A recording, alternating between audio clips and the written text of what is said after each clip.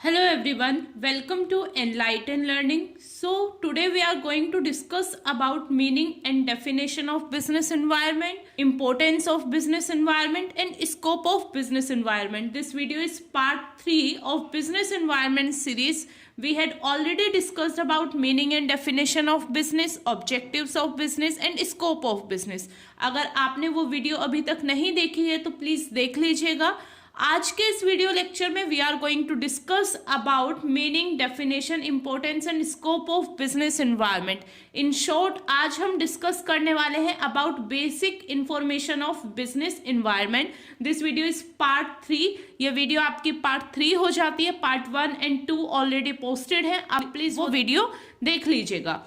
अगर हम बात करें बिजनेस एनवायरनमेंट की, बिजनेस का मीनिंग हम ऑलरेडी डिस्कस कर चुके हैं. मैं एक क्विक रिकॉल करा देती हूँ. देखिए, बिजनेस एक ऐसी एक्टिविटी है जिसका मेन मोटिव होता है प्रॉफिट अर्न करना. अगर आप अपने बिजनेस में प्रॉफिट अर्न नहीं कर रहे हैं तो वो आपका बिजनेस नहीं कहलाता है. बिजनेस हो जाता है an number of associated activities. Means business में हम an number of activities perform कर सकते हैं, चाहे वो सेल की हो, परचेज की हो, डिस्ट्रीब्यूशन की हो, मार्केटिंग की हो, वेयर हाउसिंग की हो, ट्रांसपोर्टेशन की हो.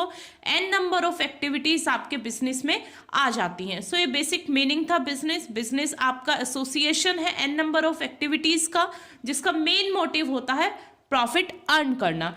अब अगर हम बात करें इन्वायरमेंट वर्ड की, इन्वायरमेंट वर्ड का बेसिक मीनिंग हो जाता है सराउंडिंग.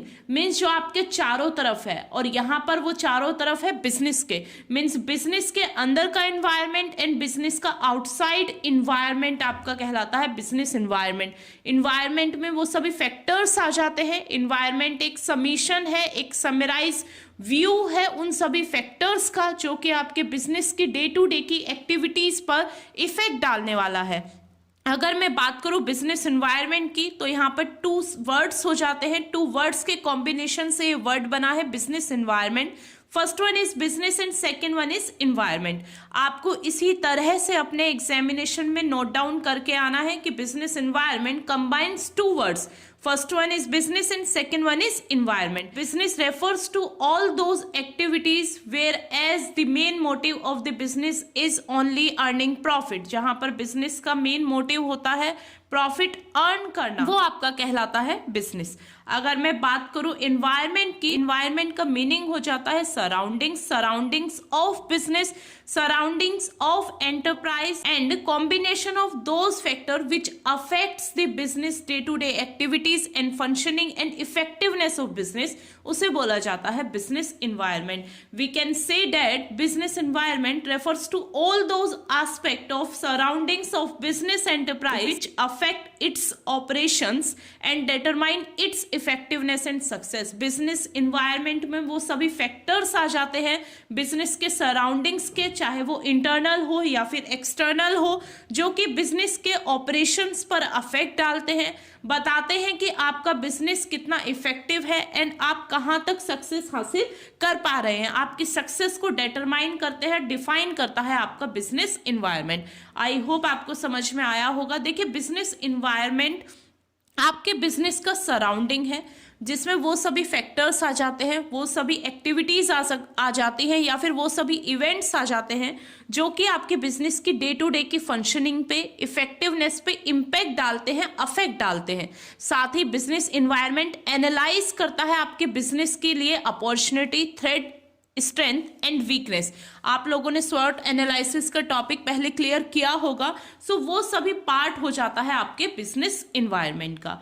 अब अगर हम बात करें डेफिनेशन की, अकॉर्डिंग टू केथ डेविस ने एक डेफिनेशन दी है कि business environment is the aggregate of all conditions, events and influence that surround and affect it. Business environment aggregates है उन सभी कंडीशंस का, इवेंट्स का, जो कि इन्फ्लुएंस करती हैं आपके बिजनेस को और उस पर अफेक्ट डालती है. ये डेफिनेशन है अकॉर्डिंग टू केथ डेविस. वहीं ऑर्थर एम विमर ने एक डेफिनेशन दी है. उन्होंने बोला है कि बिजनेस एनवायरनमेंट एक क्लाइमेट है, सेट ऑफ कंडीशंस है. अब वो कंडीशंस आपकी इकोनॉमिक भी हो सकती हैं, सोशल भी हो सकती हैं, पॉलिटिकल भी हो सकती हैं, जो कि आपके बिजनेस के डे टू डे के ऑपरेशंस पर इम्पैक्ट डालती हैं, जो भी आप ऑपरेशन परफॉर्म करने वाले हैं उन ऑपरेशन पर इम्पैक्ट डालती हैं आपके बिजनेस एनवायरनमेंट के वो सभी फैक्टर्स। सो ये कुछ इजी सी डेफिनेशंस थी, आप इन डेफिनेशन का यूज कर सकते हैं अपने आंसर राइटिंग में। आई होप आपको मीनिंग एंड डेफिनेशन अच्छे से क्लियर हुआ होगा। अब अगर मैं बात करूं इंपॉर्टेंस या फिर सिग्निफिकेंस ऑफ बिजनेस एनवायरनमेंट, हम क्यों स्टडी करते हैं बिजनेस एनवायरनमेंट को, क्या इंपॉर्टेंस है, क्या एडवांटेजेस होने वाले हैं बिजनेस एनवायरनमेंट की स्टडी से। सो फर्स्ट हो जाता है फर्स्ट मूवर एडवांटेज। देखिए, अगर आपको एनवायरनमेंट की प्रॉपर नॉलेज है, अपने बिजनेस के सराउंडिंग की प्रॉपर नॉलेज है, आपको पता है कि आपके लिए क्या अपॉर्चुनिटी है मार्केट में, क्या आपके लिए थ्रेट्स हैं, तो आप बहुत जल्दी से फर्स्ट मूवर बन सकते हैं किसी भी अपॉर्चुनिटी को ग्रैब करने का। ये बेहद इंपॉर्टेंट एडवांटेजेस हो जाता है आपका बिजनेस एनवायरनमेंट का। अर्ली वार्निंग सिग्नल्स, देखिए अगर आपको इन्वायरमेंट में आपके एक्सटर्नल फैक्टर में अगर आपके लिए कोई थ्रेड है, बाहर से आपके लिए कोई कॉम्पिटिटर आ रहा है, या फिर कोई डेमोग्राफिकल चेंजेस हुए हैं, कोई पॉलिटिकल चेंजेस हुए हैं, कोई इकोनॉमिकल चेंजेस हुए हैं, तो इन्वायरमेंट को एनालाइज करके आप पहले ही पता लगा सकते हैं और पहले ही आपको वार्निंग सिग्नल वहां पर मिल जाता है। आपकी स्ट्रेटेजी फॉर्मुलेशन में हेल्प करती है आपके बिजनेस एनवायरनमेंट की स्टडी। स्ट्रेटेजी फॉर्मुलेशन आप सभी फैक्टर्स को ध्यान में रखते हुए बनाते हैं। देखिए, स्ट्रेटेजी आप तभी बनाते हैं जब आपको कोई शॉर्ट टर्म गोल अचीव करना होता है, और शॉर्ट टर्म गोल अचीव करने के लिए आपको पहले अपने बिजनेस का सराउंडिंग, बिजनेस का एनवायरनमेंट एनालाइज करना होता है, चाहे वो एक्सटर्नल हो या फिर वो इंटरनल हो। सो स्ट्रेटेजी फॉर्मुलेशन में काफी हेल्प करता है आपकी study of business environment. Customer को फोकस करने में, कस्टमर की नीड एंड डिमांड को एनालाइज करने में, कस्टमर के लिए यूटिलिटी क्रिएट करने में हेल्प करता है आपका बिजनेस एनवायरनमेंट। देखिए, आजकल सभी को अपना स्टैंडर्ड ऑफ लिविंग इंक्रीज करना है, सभी यूटिलिटी चाहते हैं, कोई भी टाइम वेस्ट नहीं करना चाहता है। तो अगर राइट टाइम पे, राइट प्लेस पे अगर कस्टमर को उनकी नीड की चीजें अवेलेबल होंगी तो आपका बिजनेस ग्रोथ करेगा, और वो एनालाइज आप कर सकते हैं बिजनेस एनवायरनमेंट की स्टडी से। कंटिन्यूअस लर्निंग चलती रहती है आपकी। देखिए, बिजनेस आपका कंटिन्यूअस प्रोसेस है, उसका जो नेचर है वो परपेचुअल नेचर है। आपका बिजनेस कभी भी एंड नहीं होता है जब तक आप खुद से उसे शट डाउन ना कर दें। तो वहां पर कंटिन्यूअस लर्निंग की बेहद नीड होती है। आपको पता होना चाहिए कि इंटरनल एंड एक्सटर्नल इन्वायरमेंट में क्या क्या चेंजेस आ रहे हैं आपके बिजनेस के लिए, क्या आपके लिए स्ट्रेंथ है, क्या आपके लिए वीकनेस है, क्या आपके लिए अपॉर्चुनिटी है एंड क्या आपके लिए थ्रेड है। तो बिजनेस एनवायरनमेंट की हेल्प से आपकी लर्निंग कंटिन्यूअस वहां पर चलती रहती है। लास्ट आपका सिग्निफिकेंस या फिर इंपॉर्टेंस हो जाता है बिजनेस एनवायरनमेंट का डायरेक्टिंग ग्रोथ। देखिए, बिजनेस एनवायरनमेंट की स्टडी कर कर आप ग्रोथ की तरफ बढ़ सकते हैं, आप ग्रोथ की तरफ अग्रसर हो सकते हैं, आपके लिए ग्रोथ का पाथ वहां पर खुल जाता है। उसका रीजन या फिर कोज ये होता है कि आपके पास कंप्लीट नॉलेज होती है अपने बिजनेस एनवायरनमेंट की।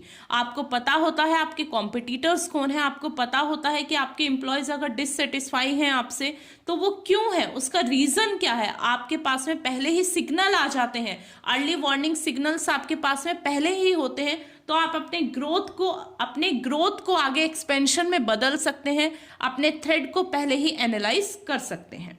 अब अगर मैं बात करूं स्कोप ऑफ बिजनेस एनवायरनमेंट की, तो टोटल 5 स्कोप हो जाते हैं आपके बिजनेस एनवायरनमेंट के। स्कोप का मीनिंग आपका एरिया हो जाता है, वो सभी एरियाज जहां पे बिजनेस एनवायरनमेंट की इंपॉर्टेंस है, या वो सभी सेक्टर्स जहां पर बिजनेस एनवायरनमेंट की नीड पड़ती है। उसमें फर्स्ट हो जाता है स्ट्रेटेजिक एंड पॉलिसीज। देखिए, अगर आपको स्ट्रेटेजी या फिर पॉलिसी बनानी है तो आपको प्रॉपर नॉलेज होनी चाहिए आपके बिजनेस एनवायरनमेंट की, आपको प्रॉपर नॉलेज होनी चाहिए इंटरनल एंड एक्सटर्नल फैक्टर्स की। स्ट्रेटेजी की मैं बात करूं तो वो शॉर्ट टर्म के लिए बनाई जाती है, किसी भी गोल को अचीव करने के लिए। वहीं अगर मैं पॉलिसीज की बात करूं तो लॉन्ग टर्म के लिए पॉलिसीज बनाई जाती हैं, कंपनी के रूल्स एंड रेगुलेशंस होते हैं आपकी पॉलिसी। वहां पर बिजनेस एनवायरनमेंट की स्टडी का होना बेहद इंपॉर्टेंट हो जाता है। कॉम्पिटिटर को एनालाइज करने में, स्वॉट एनालिसिस करने में आपके बिजनेस एनवायरनमेंट का काफी इंपॉर्टेंट रोल है। जब तक आपको पता नहीं होगा आपके कॉम्पिटिटर्स कौन है, उनकी स्ट्रेंथ क्या है, उनकी वीकनेस क्या है, तब तक आप अपने कॉम्पिटिटर्स को एनालाइज नहीं कर सकते, उन्हें बीट नहीं कर सकते हैं। तो वहां पर नीड होती है बिजनेस इन्वायरमेंट की स्टडी की। देखिए बिजनेस इन्वायरमेंट का जो नेचर है वो बेहद डायनामिक है, मीन्स चीज़ें चेंज होती रहती हैं। जैसे हमारा वेदर चेंज होता रहता है वैसे ही हमारा बिजनेस का इन्वायरमेंट भी चेंज होता रहता है। सो अगर आपको डायनामिकिज्म से बचना है, आप उसके साथ में ढलना चाहते हैं या अपनी चीज़ों को ईजी टू अंडरस्टैंड करना चाहते हैं, लिबरल वे में अपने बिजनेस को लेकर चलना चाहते हैं, तो वहाँ पर बिजनेस इन्वायरमेंट की बेहद नीड होती है, उसकी स्टडी की बेहद नीड होती है। नेक्स्ट आपका स्कोप हो जाता है इम्पैक्ट। बिजनेस इन्वायरमेंट की स्टडी से आप इजीली आइडेंटिफाई कर सकते हैं कि किस चीज़ का आपके बिजनेस पर क्या इम्पैक्ट पड़ने वाला है, कौन सी चीज़ें आप पॉजिटिवली अपने बिजनेस में ले सकते हैं और कौन सी चीज़ें आपके बिजनेस को नेगेटिवली इम्पैक्ट डालने वाली है, आप उसको इजीली एनालाइज कर सकते हैं।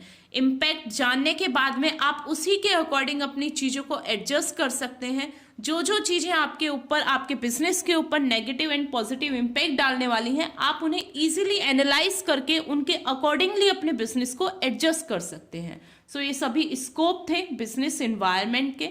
अब मैं बात करूं अगर आपसे चैलेंजेस की कि कौन कौन से चैलेंजेस फेस होते हैं बिजनेस इन्वायरमेंट में, या फिर बिजनेस के लिए कौन कौन से चैलेंजेस आते हैं। सो उसमें फर्स्ट हो जाता है इकोनॉमिक एंड मार्केट कंडीशन।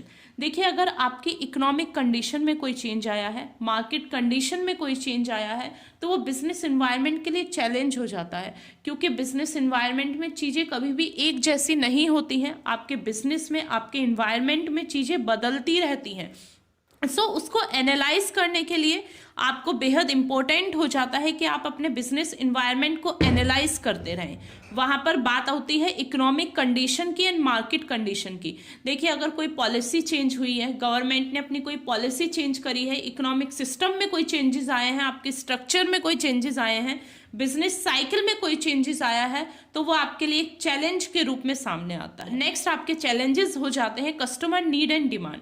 देखिए customer is the king of market. Customer आपके मार्केट का किंग होता है। आपका वेरी फर्स्ट मोटिव हो जाता है कि आप अपने कस्टमर को सेटिस्फाई रखें। उनके कस्टमर का कभी भी सेटिस्फेक्शन लेवल डाउन नहीं होना चाहिए, क्योंकि अगर कस्टमर आपसे सेटिस्फाई नहीं होंगे तो वो आपके प्रोडक्ट को, आपकी कमोडिटी को परचेज करना पसंद नहीं करेंगे और आपका बिजनेस वहां पे रुक नहीं पाएगा। जो भी चेंजेस आते हैं कस्टमर की नीड एंड डिमांड में, और वो चेंजेस आपके कंटिन्यूअस होते हैं, सो वो भी आपके लिए एक चैलेंज हो जाता है आपके बिजनेस का। नेक्स्ट आपका चैलेंज हो जाता है बिजनेस एनवायरनमेंट का आपके कॉम्पिटिटर्स।